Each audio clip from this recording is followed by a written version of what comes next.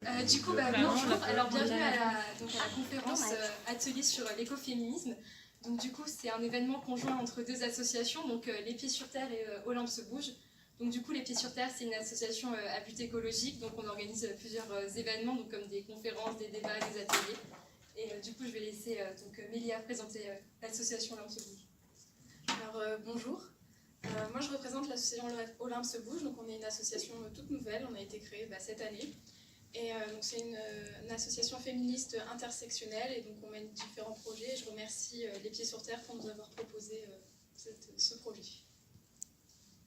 Voilà, donc du coup, la conférence se fait en présence de Jeanne Bugard-Goutal. Donc c'est une professeure de philosophie et elle a écrit un livre qui va paraître bientôt sur l'écoféminisme. Voilà. Merci beaucoup aux Pieds sur Terre et à Olympe se bouge de m'avoir invitée pour cette conférence.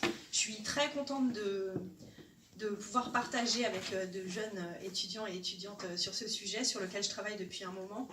Et si certains d'entre vous ont fait de la recherche, c'est assez solitaire comme activité. Et surtout sur un sujet comme celui-là, quand on voit que ça intéresse des gens et qu'on peut en faire quelque chose de collectif, c'est très agréable. Donc merci beaucoup pour votre invitation. Alors, on va commencer d'une façon assez écoféministe. C'est-à-dire que, je ferai une conférence où vous apprendrez plein de choses, ne vous inquiétez pas, mais une des idées de l'écoféminisme, c'est que c'est un courant qui est révolutionnaire, et donc dans lequel on n'est pas censé faire les choses comme habituellement. Et il y a une grosse insistance sur le collectif et sur le corps, des choses qui sont assez absentes souvent du monde universitaire.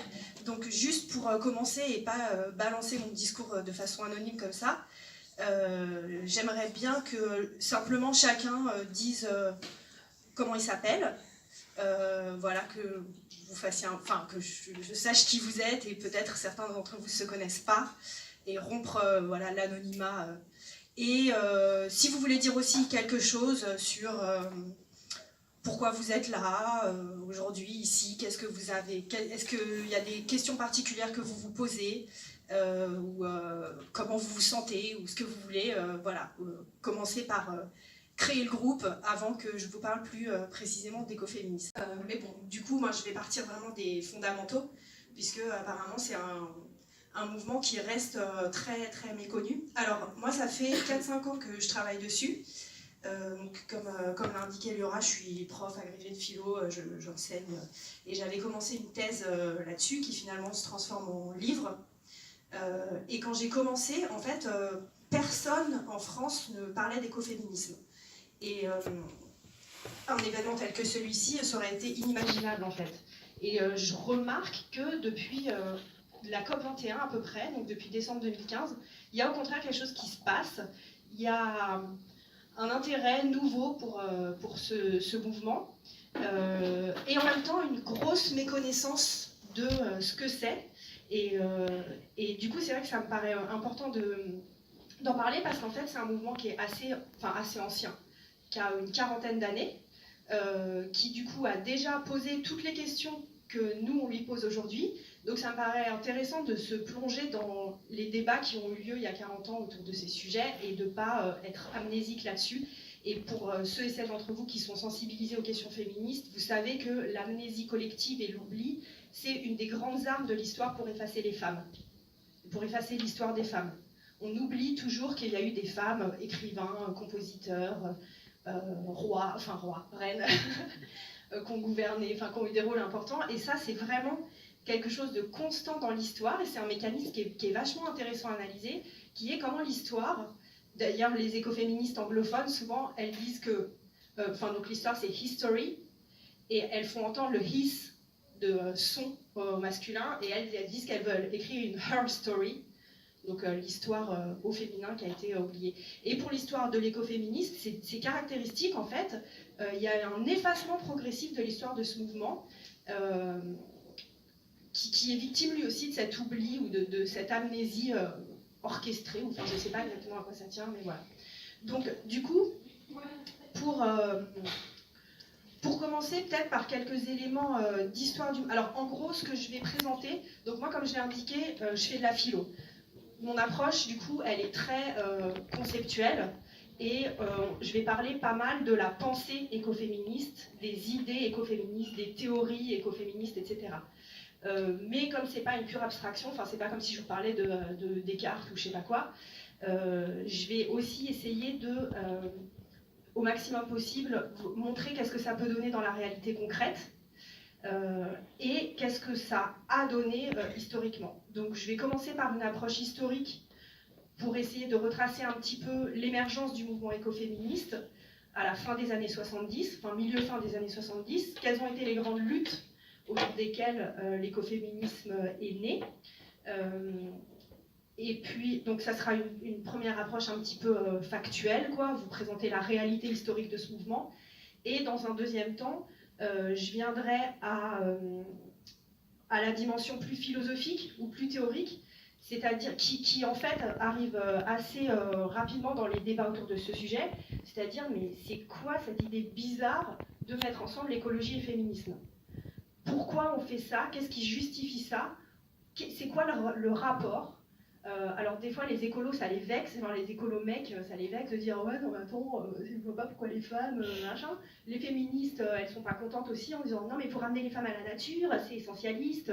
Donc en fait ça pose plein de problèmes théoriques qui sont donc ce que je vais aborder dans la deuxième partie et voir quelles sont les justifications de cette théorie. Donc premier temps sur l'histoire du mouvement. Donc comme je l'ai indiqué, c'est un mouvement qui existe depuis le milieu-fin des années 70. Alors il y a plein de débats ou de désaccords pour dater exactement d'où vient le mot, c'est quoi le premier mouvement écoféministe, etc. Mais en gros, il y a à peu près consensus pour dire que la première personne qui a inventé le mot écoféminisme, c'est une militante féministe française qui s'appelle Françoise d'Aubonne, qui est une des cofondatrices du MLF, donc du mouvement de libération des femmes, qui est le grand mouvement féministe français, qui avait en même temps des rapports très compliqués avec le MLF, parce qu'elle était hyper révolutionnaire, elle était pour ce qu'elle appelait la contre-violence révolutionnaire, elle faisait des actions, enfin elle avait un côté un peu folle dingue qui est très très radical, qui gênait un peu. Mais bon, c'est elle qui en 1974, dans un livre qui s'appelle « Le féminisme ou la mort », donc voilà un titre subtil, invente le mot écoféminisme. Elle invente ça à partir de deux influences. En tant que son féminisme, il lui vient directement de Simone de Beauvoir, même s'il y a des choses dans la pensée de Simone de Beauvoir qui ne lui conviennent pas. Et elle est aussi imprégnée, elle fait partie vraiment de la gauche radicale des années 70. Et la gauche radicale des années 70, elle commence à découvrir les enjeux écolos, les enjeux environnementaux dont on ne parlait pas du tout jusqu'alors. Jusqu'alors, la gauche, elle avait été, et bon, à plein d'égards, elle continue à l'être, elle avait été très productiviste, progressiste, enthousiasmée par le progrès technologique, etc. Donc par la dynamique des 30 glorieuses qui promettait un enrichissement pour tous. Et en fait, dans les années 70, on se met à percevoir que ce progrès, ça pose quand même des problèmes, et notamment des problèmes environnementaux. Donc elle est nourrie de la pensée de ses premiers écologistes, en particulier un qui s'appelle Serge Moscovici, donc, qui est un écologiste français. Voilà. Et donc elle va chercher à conjuguer à la fois la conscience féministe de l'oppression des femmes, de l'exploitation des femmes, de la domination masculine, etc. Elle va chercher à conjuguer ça avec la conscience écologique qui naît à cette époque-là, avec la prise de conscience des dégradations, des dommages causés par le modèle économique et le modèle social qui s'impose du fait de la modernisation dans l'après-guerre notamment. En France, alors juste oui, pour continuer un peu sur Françoise d'Aubonne, parce que je ne vais pas revenir sur sa pensée après, l'argument clé qui va faire qu'elle va relier féminisme et écologie, c'est la question démographique. Dans les années 70, la pensée écolo, elle est beaucoup moins complexe qu'aujourd'hui, c'est vraiment les débuts. Et du coup, quelque chose qui va revenir souvent dans les analyses écologistes, c'est le problème démographique. C'est de dire on est trop nombreux sur Terre, Et c'est ça où on va devenir de plus en plus trop nombreux sur Terre. Et c'est à cause de ça qu'on surexploite l'environnement. On a besoin de trop de ressources et donc on est en train d'épuiser les ressources. Et évidemment, quand on parle population et démographie et reproduction, celles qui sont en première ligne, c'est les femmes, puisque c'est elles qui mettent au monde les enfants. Et donc, elle va faire le lien d'une façon assez maligne avec une question clé du féminisme des années 70, qui est la question de la contraception et du droit des femmes à contrôler leur propre reproduction. Et donc, elle va dire, mais c'est pas compliqué, en fait, féminisme et écologie, c'est la même chose, parce que le féminisme, un de ses enjeux majeurs, et c'est vrai à son époque, c'est permettre aux femmes, enfin légaliser la contraception et l'avortement, donc permettre aux femmes de contrôler elles-mêmes leur pouvoir reproductif, combien d'enfants elles font, ce qui les amène généralement à limiter le nombre des naissances. Quand il y a un contrôle des femmes sur leur reproduction, elles font 2 enfants par exemple et pas 15. Et l'écologie, ce que dit Dovon, c'est le même enjeu. En fait, l'écologie, elle doit aussi amener à limiter la population pour qu'on soit moins nombreux à utiliser les ressources. Et donc, en fait, les écolos devraient être féministes, au sens où ils devraient encourager le mouvement des femmes pour la contraception, parce que c'est bon pour la planète. Et de la même façon, les femmes ou les féministes devraient être écolos, c'est-à-dire avoir conscience qu'elles ont un rôle à jouer dans la préservation de l'environnement en contrôlant leur pouvoir reproductif, en contrôlant leur fécondité. Donc ça, c'est le point de départ. Après, son analyse, elle va se développer beaucoup, mais c'est ça vraiment le point de départ. Et donc voilà pour Françoise Dovon. Elle a fondé un groupe qui s'appelle Écologie Féminisme Centre, qui n'a pas marché. On peut trouver les archives de ce groupe à la bibliothèque universitaire d'Angers. C'est vachement émouvant en fait. On voit les espèces de petits bulletins quoi, de ce groupe-là, mais bon, ça a cafouillé en France. À mon avis, notamment parce qu'en France, le féminisme, il était vraiment sous l'égide de Simone de Beauvoir. Donc, on ne naît pas femme, on le devient. La nature, parler de nature féminine, c'est hyper suspect pour les féministes en France. Et donc, même si c'est pas ce que disait, même si Françoise Dovon ne parlait pas particulièrement de nature féminine, le fait de relier la question des femmes et la question de l'environnement et donc de la nature, ça a hérissé les féministes françaises. Donc c'est une des raisons pour lesquelles ça n'a pas marché en France. Par contre, quelques années plus tard, cette fois aux États-Unis, il y a des auteurs et des activistes qui se mettent à parler de écoféminisme. Alors on ne sait pas trop comment si elles-mêmes elles ont l'idée d'inventer ce mot, ou si certaines ont connu l'œuvre de Françoise Dovon. Enfin, c'est des questions historiques un peu pas résolues, mais bon, pas cruciales. En tout cas, donc ça c'est dans la fin des années 70 et au tout début des années 80, il y a aux États-Unis des groupes de féministes qui vont se revendiquer écoféministes. Donc ils vont reprendre le mot de Dovon, et là pour le coup ça va marcher, c'est un contexte culturel complètement différent, où il n'y a pas les mêmes obstacles qu'en France.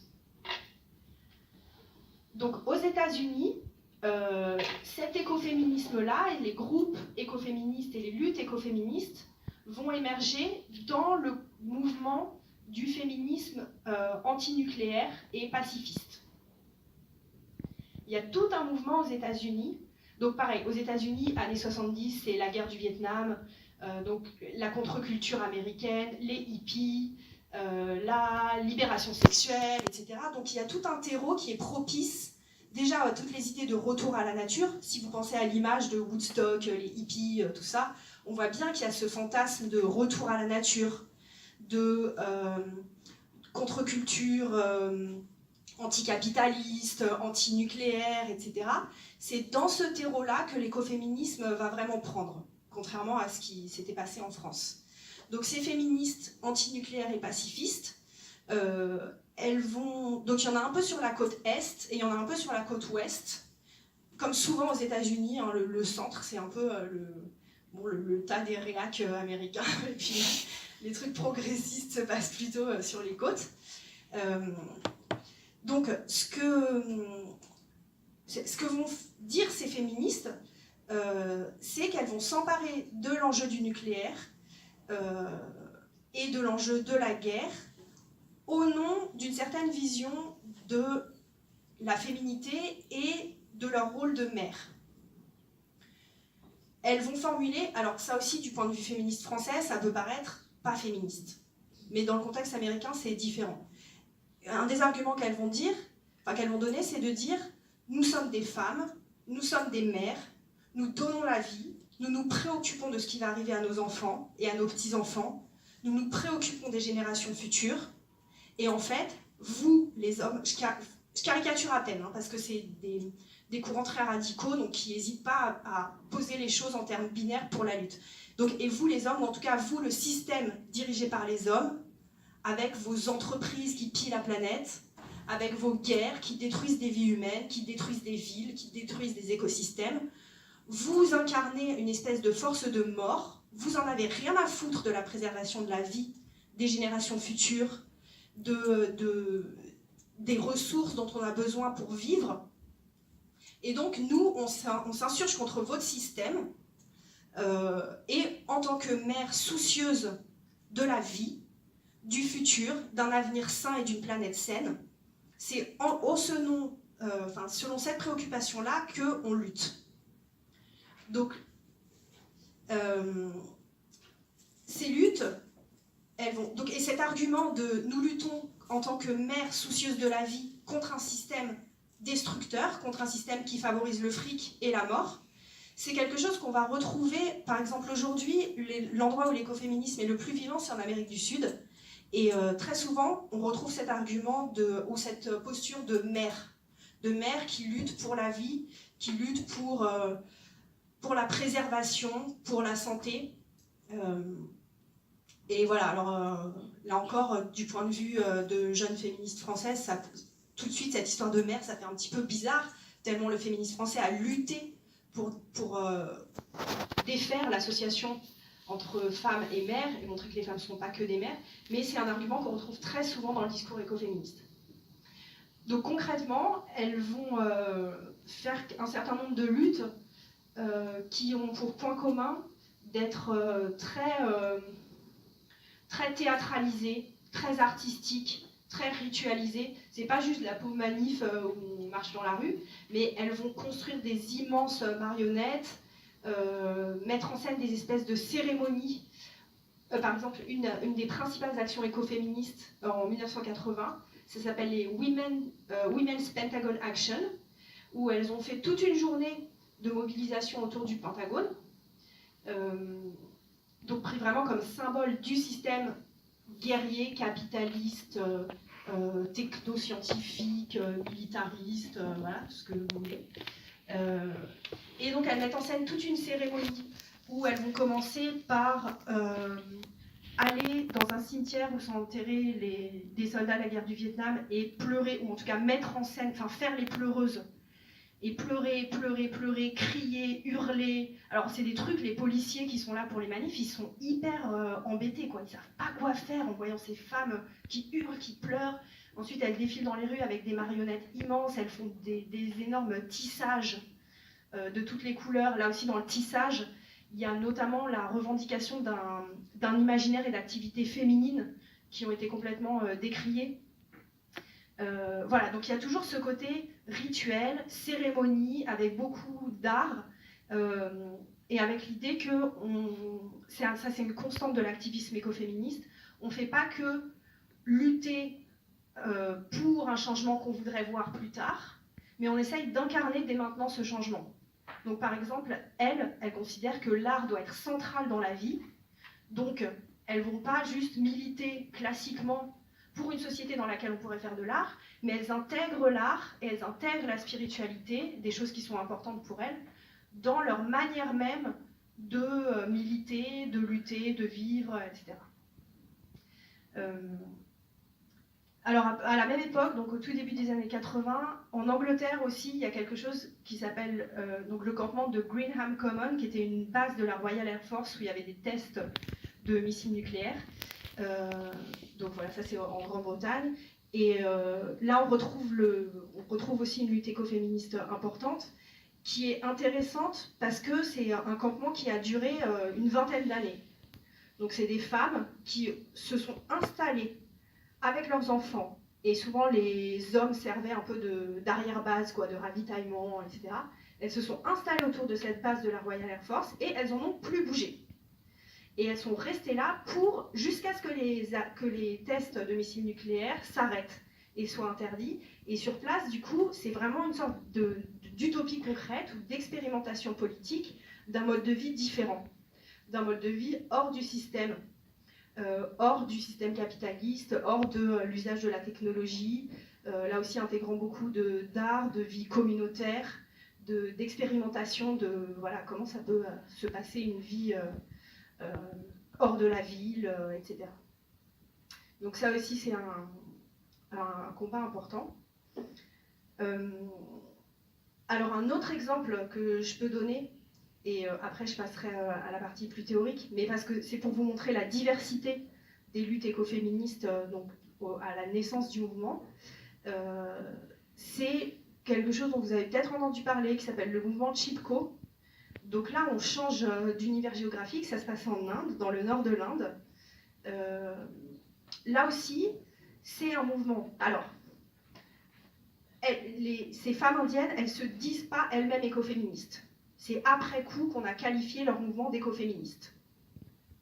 Donc c'est un peu délicat de dire est-ce qu'elles sont écoféministes ou pas. Enfin, c'est un peu... voilà, ça pourrait être vu comme de la récupération, mais souvent c'est présenté comme un mouvement écoféministe. Donc ce sont des femmes de différents villages du nord de l'Inde qui ont vu une entreprise s'installer dans la région et se mettre à abattre les arbres des forêts de la région pour fabriquer des raquettes de tennis. Et en fait, dans les régions du nord de l'Inde, mais comme dans beaucoup de zones rurales, la forêt, c'est un élément, c'est pas juste un endroit où on va se balader, parce que c'est joli, mais c'est un élément clé de la subsistance. Parce que la forêt, c'est l'endroit où on va, par exemple, collecter le bois pour faire le feu, pour cuisiner. Ou bien collecter le fourrage pour nourrir les animaux qui font partie de la maisonnée, quoi, qui sont les vaches qu'on a pour avoir le lait et le fromage, etc. Et puis on emmène aussi les animaux paître dans la forêt. Donc c'est vraiment un élément clé de l'économie domestique. Donc quand on déforeste dans ces régions-là, c'est pas juste que c'est mauvais pour l'environnement ou que c'est pas beau, c'est que ça prive des communautés villageoises entières de leur moyen numéro 1 de subsistance. Et généralement, c'est les femmes qui passent la majeure partie de leur temps dans la forêt. C'est traditionnellement dans la division sexuelle du travail, c'est le rôle des femmes d'aller dans la forêt, chercher du petit bois, et puis chercher de l'eau aussi, si c'est des forêts où il y a des sources, emmener les animaux paître, etc. Donc c'est les femmes qui sont premiers chefs touchées par la déforestation pour des raisons commerciales, comme dans l'exemple que je donne. Donc du coup, ces femmes, donc là aussi c'est fin des années 70, voyant qu'une entreprise venait piller leur forêt, elles ont cherché à se mobiliser, et que les mecs du village ils s'en fichaient un peu parce que c'était pas leur boulot d'aller dans la forêt. Donc c'est elles qui se rendaient compte qu'il y avait un problème, c'est leur travail qui était rendu très compliqué par cette prédation d'une entreprise.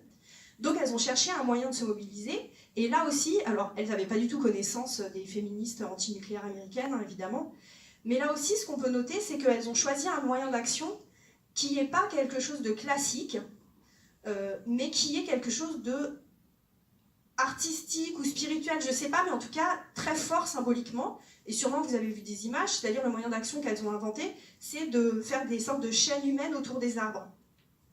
Donc elles se sont tenues par les mains, et elles ont entouré les arbres et voilà, les parcelles de forêt qu'elles voulaient protéger contre cette entreprise extérieure. Et donc là aussi, en fait, stupéfaction des mecs quand ils arrivent et qui voient qu'en gros, il va falloir abattre les femmes si on veut abattre les arbres. Enfin, il y a quelque chose d'impossible. Donc là aussi, c'est une lutte qui a été gagnante. Et l'État a fini par statuer, il y a eu un moratoire sur la coupe de ces arbres. Et là encore, on retrouve tout le discours, alors qui est un petit peu différent, c'est pas exactement l'idée de la maternité, mais ces femmes, elles vont mettre en avant l'idée qu'elles se sentent elles-mêmes les arbres. Que si on abat les arbres, c'est elles qu'on abat. Si on abat la forêt, c'est elles qu'on abat. Que cet environnement, c'est pas quelque chose d'extérieur à elles, mais c'est elles. Et elles vont utiliser... Alors en vrai, j'ai passé 3 mois en Inde au printemps et du coup j'ai un peu mis au clair un certain truc autour de cette histoire. Et il y a énormément de romantisation et de mythification tout autour de ça. Donc il y a beaucoup d'arguments qu'elles utilisent. En vrai, c'est des activistes de New Delhi qui sont vachement conscients de ce qui marche auprès des politiques, auprès des médias, qui les ont aidés à construire leur discours. C'est pas un discours, d'après ce que j'ai cru comprendre, c'est pas quelque chose de si spontané que ça. Mais ce qu'elles vont dire, aidées ou pas par les activistes urbains, c'est que dans la philosophie indienne et dans la conscience indienne, le principe, il y a une association de la nature et d'un principe féminin. La nature, dans une des principales philosophies indiennes, elle s'appelle Prakriti, et qui est un nom féminin. La plupart des... il y a aussi un principe associé à la nature qui est le terme de Shakti. Alors, bon, j'ai pas le temps d'entrer dans les détails et c'est des choses beaucoup plus subtiles que ça, mais elles vont mettre en avant ce symbolisme-là, de dire on se sent la nature parce que dans notre conscience, dans la conscience indienne, traditionnellement, la nature, c'est la femme c'est la nature, c'est la prakriti, c'est ce principe de vie, là aussi on retrouve cette idée-là, c'est le principe de croissance, de vie, de fécondité, de fertilité, et donc il y a aussi toute cette association symbolique qui est faite dans cette lutte. Voilà, donc après c'est ce premier époque qui finalement a duré pas si longtemps que ça, de mobilisation écoféministe, il y a eu toute une théorisation. Donc au début, c'est vraiment des luttes concrètes autour de tel ou tel enjeu précis, environnemental, nucléaire, etc. Il y en a aussi autour de la pollution, mais bon, je ne vais pas développer tous les exemples, mais voilà. Et après, il y a eu une phase de théorisation. Donc il y a eu la parution des premières anthologies, des premiers recueils de textes. Il y a des universitaires qui s'en sont emparés en disant tiens, ça a l'air vachement intéressant, toute cette idée femme, nature, anticapitalisme, écologie, tout ça. Donc dans les années 90, il y a moins de luttes, mais par contre il y a beaucoup plus de bouquins. Et si vous lisez bien l'anglais, en fait des livres écoféministes en anglais, il y en a des centaines et des centaines et des centaines. Et la plupart datent des années 90, 80-90. Je pourrais vous donner des titres à la fin si ça vous intéresse. Je vous indiquerai ceux qu'il y a en français aussi, pour commencer c'est plus simple. Voilà, donc il y a eu toute une phase de théorisation. Et là, ce qui est très intéressant, en tout cas sur le plan intellectuel, c'est que, qu'on soit d'accord ou pas avec les thèses défendues, en fait, ça a ouvert des pistes de réflexion super novatrices dans plein de domaines.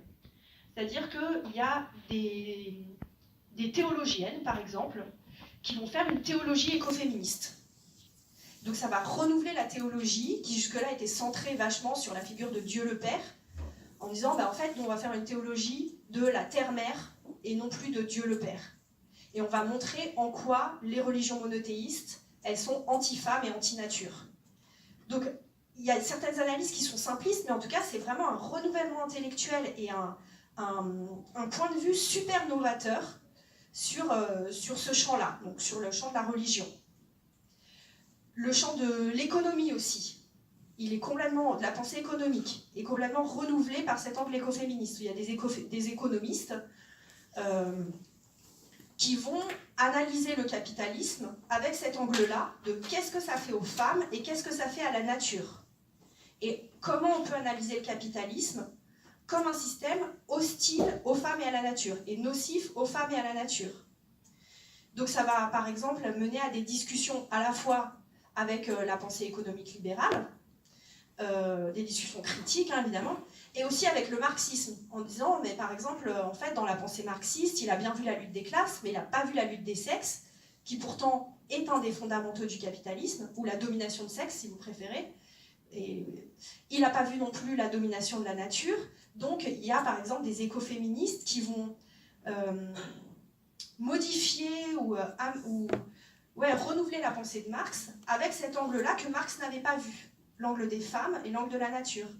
De la même façon, dans le domaine de l'histoire, il y a des historiennes qui vont essayer de relire l'histoire, en particulier l'histoire européenne et l'histoire occidentale, avec cet angle-là, en disant, mais en fait, l'histoire, ce que je disais tout à l'heure, c'est history, c'est l'histoire des hommes. Alors, ils ont fait des guerres, il y a eu des rois, après il y a eu des présidents, après...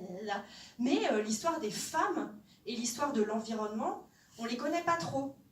Donc, il y a des historiennes écoféministes qui vont essayer de réécrire l'histoire antique, médiévale, et beaucoup l'histoire moderne et l'histoire de la transition au capitalisme à partir de cet angle-là. De la même façon, en philo, ça va beaucoup renouveler la philo, en sociologie, en anthropologie. Donc il y a vraiment une sorte d'explosion intellectuelle dans tous ces domaines-là, et beaucoup d'ouvrages qui paraissent, qui vont mettre l'accent pour la première fois sur des choses qui, de fait, sont un peu des points aveugles de la pensée mainstream, de la philosophie, de la sociologie, de l'économie mainstream. C'est effectivement souvent des choses oubliées. Donc voilà, intellectuellement, il y a tout un apport qui est très intéressant. Après cette phase de bouillonnement, il y a eu un recul total de l'écoféminisme, et là on commence un petit peu à en sortir, il y a un retour. Mais en fait, à partir du milieu fin des années 90, presque jusqu'à maintenant, il y a eu un effacement de l'écoféminisme qui a été attaqué un petit peu de tous les côtés. Qui a été attaqué comme étant essentialiste, comme étant conservateur, comme étant en fait apolitique, dépolitisant, un espèce de truc spirituel un peu zinzin, des femmes qui dansent toutes nues dans la nature, etc., etc. Donc à la fois alors évidemment par les non-féministes et non-écolos, bon bah c'est un courant qui a été attaqué, c'est logique, mais aussi par les féministes pas écolos, par les écolos pas féministes. Et en fait, ce pauvre écoféministe, c'est vrai qu'il y a plein de faiblesses théoriques et tout. Hein, moi, il y a plein de choses avec lesquelles je ne suis pas forcément d'accord, mais ça a été beaucoup aussi un mauvais procès, de vraiment jeter tout en bloc, parce qu'il y a 2-3 textes qui sont nuls ou qui disent des conneries, donc on a mis l'accent sur ces textes-là, et au nom de ces textes-là, tout le mouvement a été rejeté en bloc et même oublié, et commence juste à être redécouvert.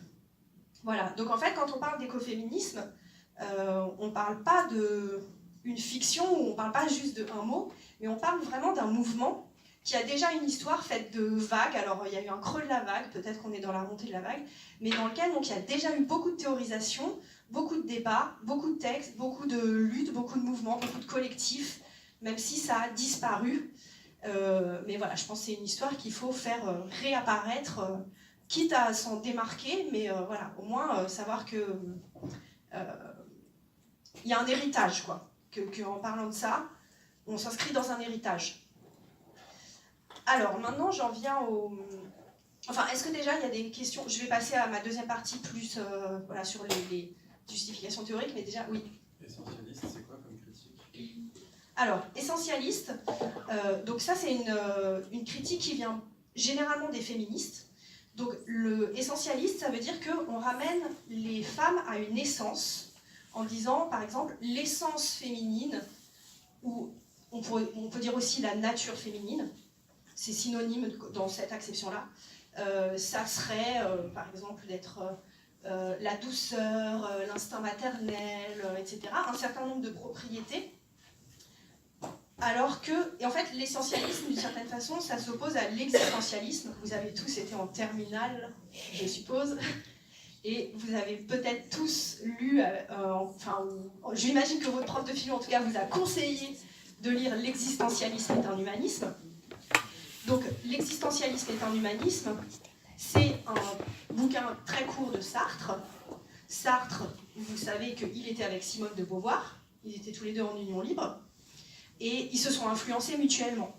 Et donc, une phrase qu'on trouve dans L'existentialisme est un humanisme, c'est l'existence précède l'essence pour l'être humain. C'est-à-dire, il n'y a pas d'abord... L'idée de Sartre, c'est que n'importe quel... Alors, j'ai l'air de faire un détour, mais en fait, c'est pas du tout un détour.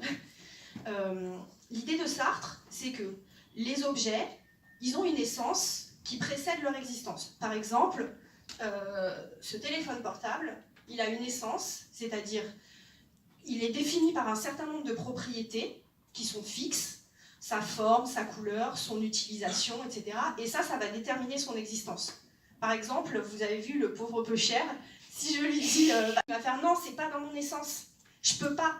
En fait, ce par quoi mon ingénieur m'a défini, ça détermine mon existence et les possibilités de ma vie. Et l'idée de Sartre, c'est que pour les humains, c'est le contraire. C'est pas notre essence qui détermine notre existence, c'est notre existence qui précède notre essence. C'est-à-dire, par exemple, j'ai des propriétés, je suis une fille, je suis blonde, etc. Bon, on pourrait dire, c'est bizarre d'être prof de philo quand même dans ton essence, on a l'impression que c'est pas trop ça. Mais, comme je suis un humain, mon existence, c'est-à-dire les choix que je fais, les actes que je pose, vont déterminer mon essence, c'est-à-dire qui je suis. Pour le dire autrement, c'est pas ce qu'on est qui détermine ce qu'on fait, c'est ce qu'on fait qui crée ce qu'on est. Simone de Beauvoir, elle redit ça d'une manière différente en disant « on ne naît pas femme, on le devient ». En fait, on ne naît pas femme, on le devient, ça veut dire la même chose que l'existence précède l'essence. Même si c'est pas avec les mêmes mots et que c'est appliqué à la question féminine. Donc, l'essentialisme, c'est de dire c'est pas ton existence individuelle qui va déterminer qui tu es, c'est que tu as une essence masculine ou une essence féminine avec telle et telle propriété. Donc toi, par exemple, t'es agressif, t'es compétitif, t'es violent, etc. C'est ça l'essentialisme. Et avec les femmes, toi, t'es douce, t'aimes t'occuper des enfants. Je suis sûre que tu kiffes le rose. Je sais pas pourquoi t'as mis un pull bleu aujourd'hui, c'est bon. T'as l'esprit de contradiction. Voilà. Et alors, si on a reproché de l'essentialisme à l'écoféminisme, c'est parce que c'est vrai qu'il y a un certain nombre de textes et aussi une sorte d'esthétique écoféministe qui met vachement l'accent, mais en vrai c'est pour des raisons politiques, sur un certain nombre de caractéristiques traditionnellement tenues pour féminines. Par exemple, en fait c'est un mouvement qui va attribuer plus de valeur, mais en vrai ça paraît juste du bon sens, à la douceur qu'à l'agressivité. Ou c'est un mouvement qui va dire il vaut mieux aimer s'occuper des enfants et être dévoué vis-à-vis des autres, plutôt que vouloir niquer tout le monde et être le meilleur. Et des fois, ça va être associé à la figure de la femme ou de la mère. Et donc c'est à cause de ces associations-là qu'on va dire ce mouvement essentialiste, c'est-à-dire il veut enfermer les femmes dans une définition, dans une nature féminine. Voilà, c'était clair. Oui. Il y a quelque chose que je ne comprends pas, c'est en quoi est-ce que le fait que ce mouvement soit essentialiste, c'est une faiblesse? Parce que, bien au contraire, ce qui est visible dans le mouvement féministe, c'est que pour les féministes, l'acquisition de droits est une bonne chose parce que c'est une acquisition de droits. C'est extrêmement positiviste, économiquement, on dirait toute chose égale par ailleurs. Alors que pour les écoféministes, l'acquisition de droits est bonne parce que c'est une réacquisition de droits, en fait, parce qu'elle est naturelle, saine, morale et éthique. Alors finalement, il y a une essence, il y a un essentialisme, il y a une essence de la femme, non pas seulement en tant que femme bonne, douce, mais de la femme et de l'homme d'ailleurs, en tant que produit de la nature. Et finalement, c'est là-dessus que je ne comprends pas en quoi est-ce que la critique est opérante. Alors déjà, en fait, il y a des écoféministes essentialistes et il y a des écoféministes pas essentialistes.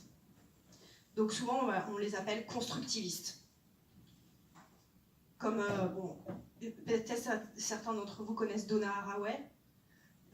C'est une féministe et écoféministe, même si elle a des rapports complexes avec l'écoféministe, qui est clairement constructiviste.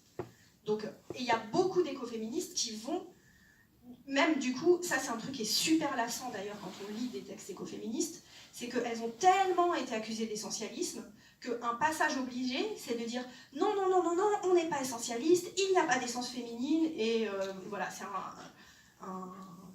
être obligé d'en passer par là. Donc déjà, il faut s'enlever de la tête que l'écoféminisme est essentialiste. En fait, même on devrait écrire écoféminisme au pluriel, parce qu'il y a notamment cette divergence-là entre des écoféministes qui sont essentialistes, qui assument parfaitement de dire il y a une essence masculine et il y a une essence féminine, ce sont des essences différentes, mais entre lesquelles on ne peut pas faire de hiérarchie. Il y en a qui disent si on peut faire une hiérarchie parce que l'essence féminine elle est quand même mieux que l'essence masculine. Il y en a qui disent on ne peut pas faire de hiérarchie, mais voilà. Là en tout cas il y a ce côté-là. Certaines qui sont essentialistes et différentialistes et qui assument cette position-là de dire il y a une essence féminine, il y a une essence masculine. Naturellement, hommes et femmes, c'est pas la même chose. Ça ne veut pas dire qu'on doit les hiérarchiser, mais c'est pas la même chose. D'un autre côté, il y a des écoféministes pas essentialistes qui tiennent à montrer, dans la lignée de Beauvoir, que masculinité et féminité sont des constructions sociales, sont des constructions culturelles. Il y a certaines normes qu'on apprend par l'éducation, qui s'aggravent par la division sexuelle du travail, etc. etc. Donc déjà, sur cette question-là, il y a des divergences et des courants vraiment différents au sein de l'écoféminisme. Après, pour en fait ce qui est réellement ta question, donc souvent la critique d'essentialisme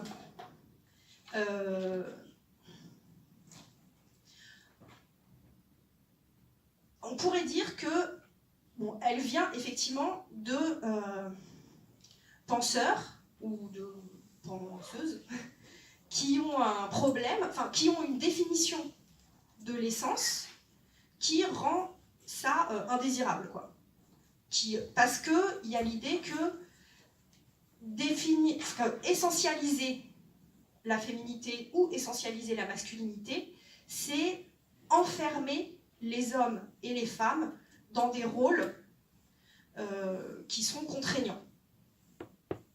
Et donc quand on se place d'un point de vue un peu du style philosophie des Lumières, qui met vraiment l'accent sur la liberté de l'individu, sur l'autonomie individuelle, la possibilité pour chacun de construire sa personnalité, construire son destin, etc., c'est quelque chose qui est inadmissible en fait, de vouloir enfermer quelqu'un dans une essence.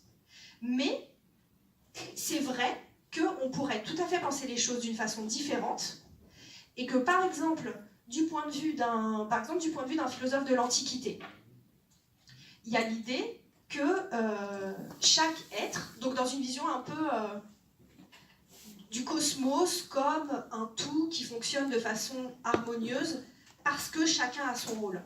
Si je suis dans cette vision du monde-là, qui est pas du tout la vision moderne philosophie des Lumières, mais qui est tout à fait valide aussi, quoi. Si je suis dans cette vision-là, où ce qui compte du coup c'est plus l'harmonie du tout que l'autonomie des individus, à ce moment-là, effectivement, on peut très bien assumer un essentialisme. Et on peut très bien dire, eh ben, ce qui fait qu'une société marche, ou ce qui fait que le cosmos marche, c'est que chacun a son essence, et que chacun tient son rôle, chacun tient sa place. Mais en fait, dire ça, c'est s'opposer tellement à la pensée libérale, à ses fondements même, que c'est difficile à entendre pour beaucoup de gens. Mais c'est vrai qu'il y a pas mal d'écoféministes qui vont jusque-là, qui vont jusqu'à dire oui, si on veut vraiment attaquer la pensée libérale, toutes ces idées de droit individuel, propriété individuelle, etc., c'est peut-être pas ça l'enjeu. Et à mon sens, d'ailleurs, c'est une des choses qui sont très radicales dans l'écoféminisme et en même temps très problématiques, c'est qu'en fait, si on assume vraiment ce dépassement des idéaux des Lumières, ce dépassement de l'idée qu'il faut conquérir des droits, etc., et qu'on veut le faire d'une façon progressiste, en fait, ça suppose d'avoir toute une pensée complètement révolutionnaire qui fait une critique vraiment systémique de l'ensemble à la fois des faits et des valeurs modernes. Voilà, j'y reviendrai peut-être plus tard, mais est-ce que ça répond partiellement? Oui, effectivement, c'est ce que j'avais en tête.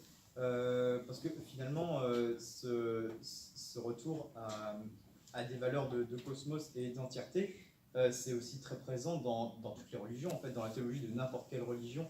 Il y a cette idée de foi et de travail, ce que disait saint Benoît, ora et flabor, et c'est c'est ça l'essence même de l'existence des personnes. Alors, je ne vois pas en fait comment est-ce qu'on peut critiquer l'essentialiste quelque chose alors que nous-mêmes on promeut l'essence. C'est extrêmement libéral comme pensée. Ça n'a rien de collectif en fait. C'est même égoïste. Alors, ce qui est égoïste, c'est d'être anti-essentialiste? Oui, c'est ça. Oui, on pourrait dire ça. Alors, bon, c'est plus complexe que ça. Mais c'est vrai qu'on pourrait dire, et effectivement, il y a un certain nombre d'écoféministes qui vont dire, que le combat de la majorité des féministes, bon, et c'est aussi un des trucs qui ont fait que les écoféministes ne se sont pas fait que des amis parmi les féministes, certaines d'entre elles, enfin même beaucoup d'entre elles, disent, bon, le combat des féministes, ou en tout cas les combats les plus médiatisés des féministes, c'est lutter pour avoir les mêmes droits que les hommes, lutter pour avoir le même salaire que les hommes, etc. Autrement dit, c'est lutter pour simplement pouvoir, au sein du système, sans changer le système, accéder à ce qu'elles appellent les privilèges des vainqueurs. Alors que elles ont effectivement souvent une pensée révolutionnaire qui consiste à dire « mais nous, on est beaucoup plus radicales et beaucoup plus ambitieuses que ça.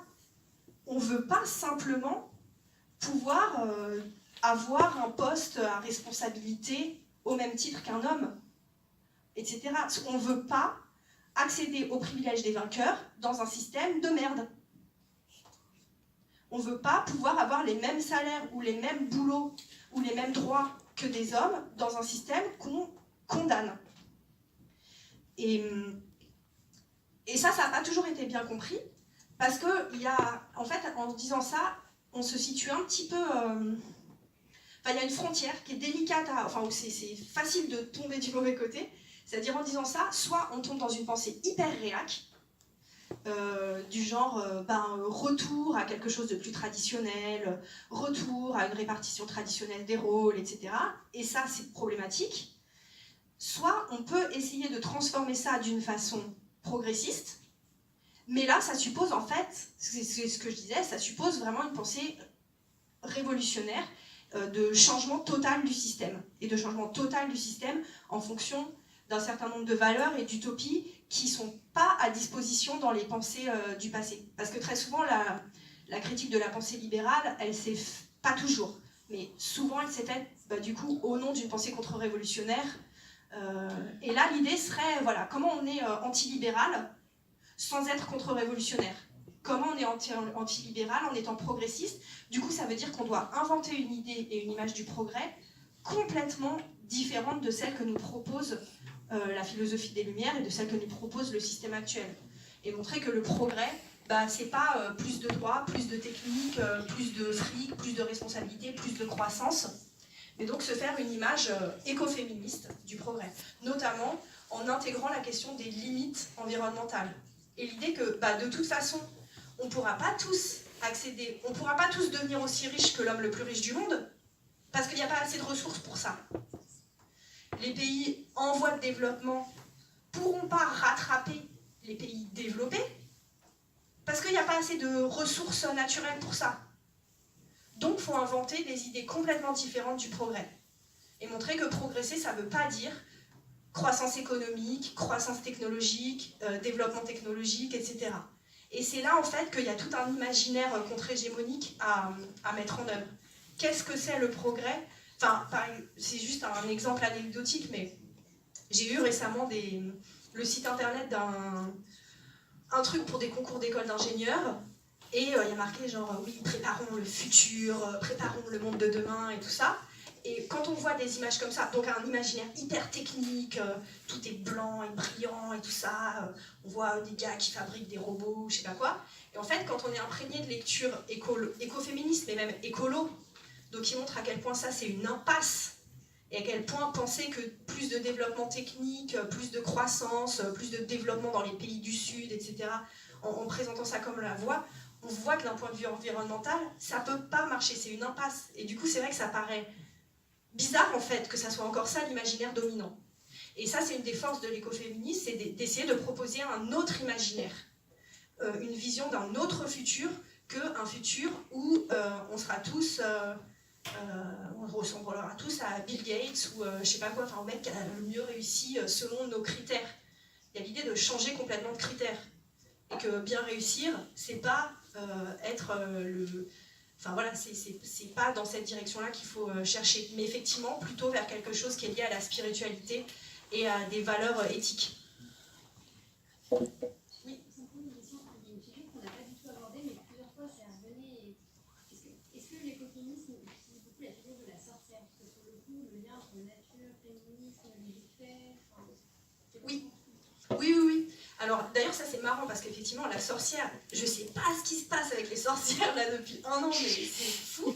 Mais alors d'ailleurs là-dessus il y a un livre que peut-être certains ou certaines ont lu qui s'appelle Caliban et la sorcière. Si vous l'avez pas lu, je vous le recommande, c'est passionnant. C'est d'une historienne, alors elle n'est pas écoféministe, mais elle est féministe marxiste. Elle s'appelle Silvia Federici. Et elle refait l'histoire de la transition au capitalisme, notamment avec la question pourquoi l'émergence du capitalisme, ça a coïncidé avec les bûchers de sorcières. En se disant, c'est pas un hasard. Donc en tout cas, sur la figure de la sorcière, oui, c'est une figure clé dans l'écoféminisme. Alors, bon, évidemment, avec toute cette... Enfin, il y a tout un ensemble de choses qui intéressent les écoféministes dans cette figure, mais qui ne sont pas propres aux écoféministes, qu'on trouve aussi dans les féministes. Donc déjà, la revendication d'une figure de femme forte, puissante, indépendante, dangereuse, dérangeante, etc., plutôt que la petite femme, tout ça. Le lien avec la nature, puisque effectivement...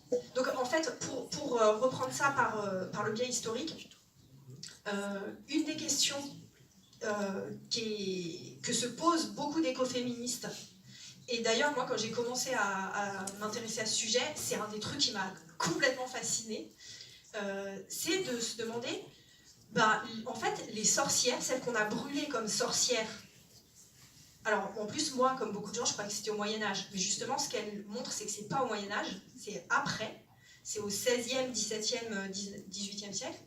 Donc ces sorcières-là, enfin ces femmes qu'on a brûlées comme sorcières, c'était qui? Elles faisaient quoi? Qu'est-ce qu'on leur reprochait exactement? Et c'est quoi la signification historique de cet événement-là? Donc elles font le pari de dire c'est pas quelque chose d'anecdotique, c'est quelque chose de significatif. Et elles se demandent c'est quoi la signification? Alors, d'un point de vue historiographique, c'est hyper intéressant, parce que évidemment, on n'a pas décrit des sorcières elles-mêmes. Donc on n'a pas... En fait, on doit faire l'histoire des sorcières sans avoir leur point de vue. On n'a que... Les seules sources qu'on a, les seules archives qu'on a, c'est les minutes des procès de sorcières, où elles avouent n'importe quoi sous la torture. Où elles avouent que, oui, elles enfourchent leur balai magique, elles vont dans des clairières pour embrasser l'anus d'un bouc et manger des enfants et je sais pas quoi, enfin des trucs délirants. Donc, et en même temps, c'est les seules archives qu'on a. Donc là, l'historien, face à ça, il est un peu embêté quoi, pour essayer de se dire, mais en fait, qu'est-ce qui se passait réellement? Donc il y a tout un travail d'interprétation à faire. Les hypothèses des écoféministes, c'est de dire que celles qu'on a brûlées comme sorcières, c'était certainement... Alors, elles pouvaient avoir plusieurs rôles. Certainement, à partir d'un certain nombre d'indices, on pense que c'était des femmes qui avaient une certaine indépendance financière, qui avaient une connaissance, et qui avaient un rôle social que la médecine masculine qui émerge à cette époque-là a voulu occuper.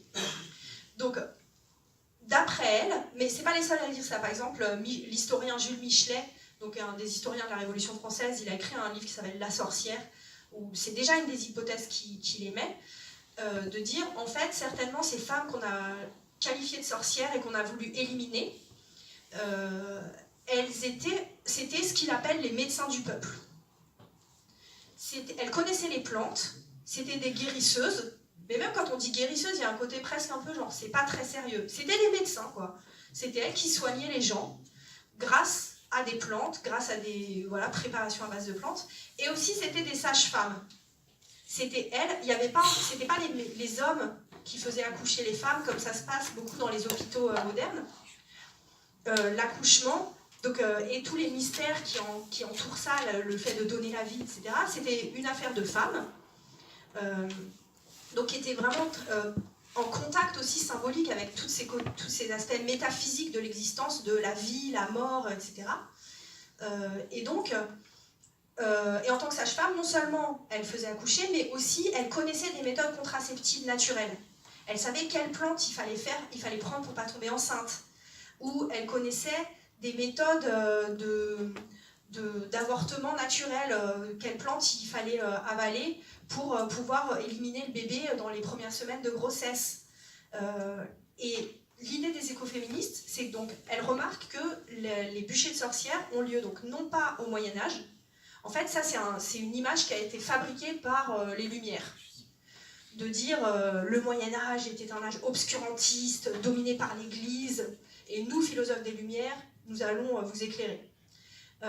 Mais en fait, c'est une réécriture de l'histoire, et les écoféministes réécrivent cette réécriture en montrant, et ça c'est vraiment fondé sur des sources historiques, que c'est pas au Moyen-Âge, c'est après, c'est au moment de l'émergence du capitalisme, de la science moderne, notamment de la médecine moderne, et elles analysent ça comme un transfert de savoir et de pouvoir depuis les femmes vers les hommes, depuis les campagnes vers les villes, depuis le peuple vers la bourgeoisie. Et dans ce transfert-là, c'est ça qui donnerait un sens au bûcher de sorcière. C'est-à-dire qu'il s'agissait de faire une espèce de campagne de terreur à destination de toutes les femmes pour les mater, pour les dompter, à un moment où il y a une réorganisation économique et une réorganisation de la science et une réorganisation de la médecine au détriment des femmes. Puisque c'est le moment où la médecine se masculinise, où c'est de moins en moins les guérisseuses, de plus en plus les hommes s'emparent de la médecine, c'est eux qui vont, donc il y a les facultés de médecine qui apparaissent, et puis c'est les hommes qui vont dans les facultés de médecine. Donc il faut changer les habitudes des gens. Il faut qu'ils arrêtent d'aller voir la sage-femme ou la guérisseuse, mais que de plus en plus la science passe entre les mains des hommes. Il faut aussi réussir à faire en sorte que les femmes aient moins de contrôle sur leur reproduction, parce que ça c'est des choses que montre Silvia Federici. En fait, elle montre qu'au moment du capitalisme, il y a eu une réorganisation des rapports de sexe. C'est-à-dire qu'au Moyen-Âge, quelque chose que souvent on ne sait pas trop, c'est qu'en fait, au Moyen-Âge, la condition féminine était bonne. Les femmes avaient beaucoup de droits, des droits à peu près égaux aux hommes. Au Moyen-Âge, les femmes en Europe, en tout cas, elles avaient le droit de propriété, à leur propre nom, elles avaient le droit d'hériter, elles avaient le droit de transmettre un héritage, elles avaient le droit d'exercer tous les métiers comme les hommes, donc hors de chez elles, etc. Voilà, il y avait une condition féminine qui était très favorable. Et ça, il y a beaucoup d'historiennes qui montrent ça. C'est pas une invention des écoféministes. Et c'est dans la modernité qu'il y a eu un recul de la condition féminine. Et le capitalisme, il a utilisé ça. Enfin, il a utilisé et même il a créé ça. Ce que montre Silvia Federici, c'est que le capitalisme a eu besoin de ramener les femmes à la maison pour séparer le travail reproductif du travail productif. Donc il y a eu besoin de ramener les femmes à la maison et d'amener les hommes à l'usine, et donc de réduire les femmes à un rôle de reproductrice et de ménagère, etc. Et que c'est dans ce processus-là que prendraient place les bûchers de sorcières. Du coup, après, effectivement, revendiquer la figure de la sorcière, c'est un peu comme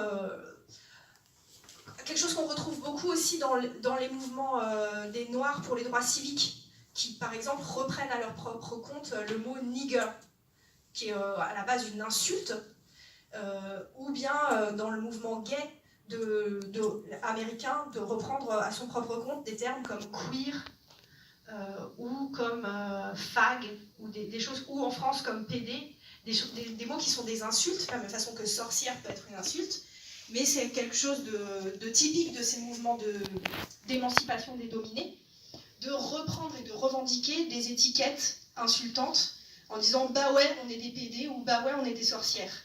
Donc il y a le même, voilà, le même processus qui se passe. Voilà, en tout cas, oui, Caliban la sorcière, c'est très complet là-dessus. Et voilà. Il y a d'autres questions Oui. Je voulais juste savoir, en fait, en me renseignant, j'ai un peu galéré à me renseigner sur l'écoféminisme parce que c'est très vaste, justement, maintenant c'est beaucoup plus clair les différentes visions, les différents mouvements et tout ça. Et je m'étais fait un peu une idée, alors je sais plus si c'est de mes lectures ou si c'est juste moi qui m'étais fait une idée comme ça, qu'il y avait aussi un lien avec le culte de la virilité et tout ça. Je sais pas si c'est le cas, je sais pas si on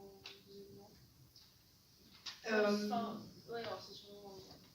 Non, mais je sais pas, explique un La conclusion, peut-être sûrement très hâtive que j'ai faite, c'était il y a aussi ce truc du culte de la virilité, plus du féminisme, voilà, c'est un garçon, alors il est viril, alors il est dans une grosse voiture, voilà, et que du coup, au niveau du construit social, il y a aussi toujours ce truc un peu, ça rapproche un peu du socialisme, même si je ne me reconnais pas du tout là-dedans, mais ce truc de. Il y a un construit social qui veut que l'homme, du coup, ait certaines pratiques qui soient peut-être moins soucieux de l'environnement et qu'au fond, c'est un construit social. Et du coup, un lien entre le culte de la virilité et certaines pratiques polluantes, néfastes pour l'environnement. Oui. Ouais, ça y est, j'ai compris. Voilà. Oui. Non, alors effectivement, une des thèses clés de l'écoféminisme, bon, du coup, j'ai pas développé de façon structurée parce que, voilà, comme je réponds à vos questions, mais effectivement, un des points clés, c'est en fait, l'écoféminisme, c'est pas juste de juxtaposer écologie et féminisme. Il y a vraiment la recherche de les articuler. Donc de montrer que le capitalisme est patriarcal, le patriarcat est écocide ou antinaturaliste, d'essayer de développer cette idée que parce qu'un point clé, qui est un point commun de toutes les écoféministes, qu'elles soient essentialistes ou constructivistes ou de tous les différents bords, le point clé, le point commun, c'est de dire qu'il y a des liens entre la domination des femmes et la domination de la nature, où il y a des liens entre l'oppression des femmes et la dégradation de l'environnement. Donc, écologie et féminisme sont un seul et même combat. Du coup, effectivement, alors il y a plein de manières de défendre cette thèse-là, mais effectivement, une des manières, c'est de montrer comment, dans la construction sociale de la virilité, on met en avant et on met en valeur un certain nombre de caractéristiques qui sont liées effectivement à l'individualité forte, la compétitivité, la force, montrer qu'on en a une grosse, etc. Et que du coup, tout ça, effectivement, économiquement, ça donne des comportements qui sont hyper nocifs, qui mènent à des activités professionnelles, par exemple, ou à des comportements quotidiens, voilà, grosse bagnole, etc., qui sont nocifs pour l'environnement. Alors, cette idée-là,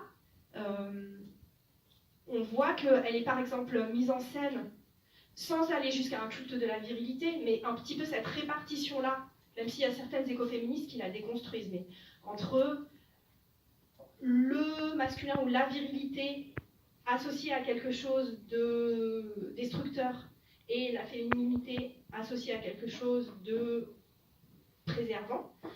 En fait, on voit ça dans plein... C'est vachement structurant de l'imaginaire de plein de films. Par exemple, est-ce que vous avez vu Avatar ? Dans Avatar, est-ce que c'est un homme ou une femme qui représente la civilisation technique, tout ça ? C'est un homme, c'est le personnage masculin. Et le personnage qui représente au contraire l'harmonie avec la nature, de brancher ses petites nattes dans les arbres et tout ça, c'est une femme, c'est Neytiri. Donc il y a cette répartition-là. La femme, c'est l'harmonie avec la nature. En tout cas, symboliquement. Hein. Et après, effectivement, il y a plein de distinctions à faire entre sexe, genre, symbole, c'est des choses différentes. Mais en tant que principe symbolique dans notre imaginaire, on voit ça dans Avatar. Donc, la nature et l'harmonie avec la nature, et même une sorte d'utopie d'un retour avec à la nature, d'une vie juste, etc., c'est incarné par un personnage féminin. Et la civilisation militariste, technologique, capitaliste, etc., c'est incarné par un personnage masculin. Même chose dans Le Nouveau Monde de Terrence Malick, c'est l'histoire de Pocahontas. Bon bah voilà, la nature, l'harmonie avec la nature, les gentils indiens et tout ça, c'est Pocahontas, personnage féminin. Et la civilisation américaine, conquérante, agressive, qui va donner naissance à ce qu'on connaît, de ce qui structure notre monde, quoi, c'est John Smith, personnage masculin. Et on voit ça dans plein de cultures. Par exemple, bon, c'est un peu différent, mais Princesse Mononoke, c'est une fille.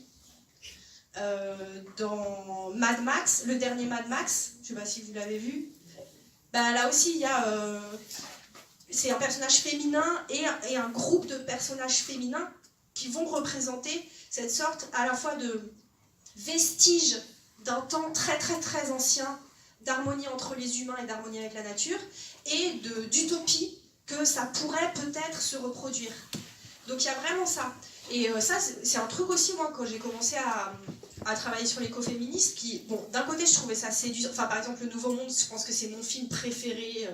Je verse des larmes métaphysiques là-dessus et tout. Mais en même temps, ça me perturbait de me dire, mais c'est quand même vachement bizarre. Déjà, je me suis beaucoup demandé, est-ce que cette association femme-nature, homme-culture, c'est universel? Ou bien est-ce qu'il y a des cultures où c'est l'inverse? Alors en cherchant bien, je me suis rendu compte que c'est pas universel.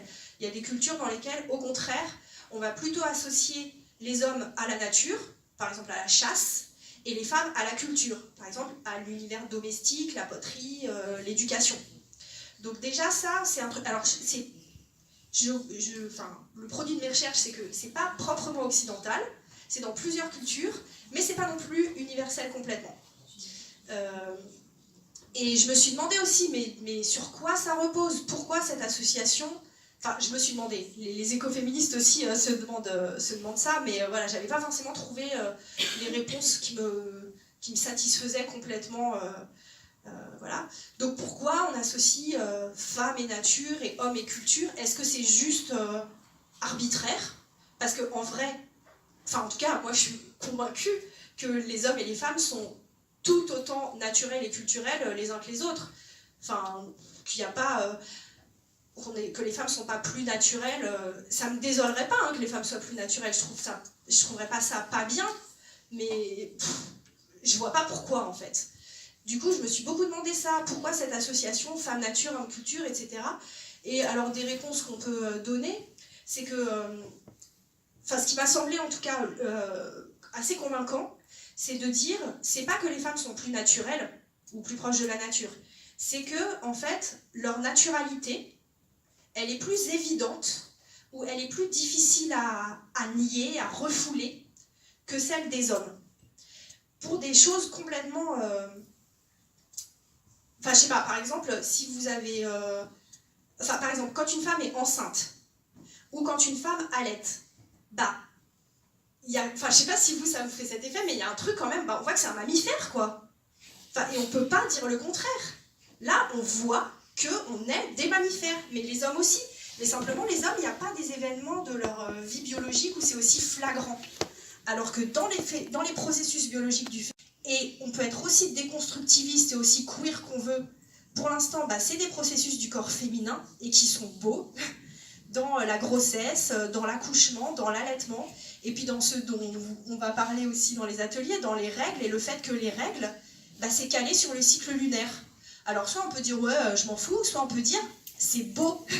En tout cas, on peut voir une forme de beauté dans cette manifestation d'un lien très indéniable entre notre corps, même si on vit dans des villes, même si on a des smartphones, etc., et notre corps, il marche avec la Lune. Et on a des cycles qui sont connectés aux astres et aux marées et à un truc cosmique. Et ça se voit beaucoup plus chez les femmes que chez les hommes. En tout cas, c'est plus difficile à... Ce côté animal, ce côté mammifère, cette dimension biologique de l'humanité qu'on a tous, elle se voit plus chez les femmes. Et d'ailleurs, c'est aussi une des sources du handicap social des femmes dans le monde de l'entreprise, si on veut.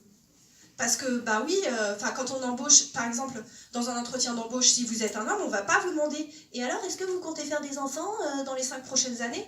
Alors qu'a priori, si vous êtes un bon père, bah ça va vous prendre du temps de vous occuper de vos enfants. Mais en fait, comme on sait qu'en vrai, c'est les femmes qui s'occupent des enfants, voilà.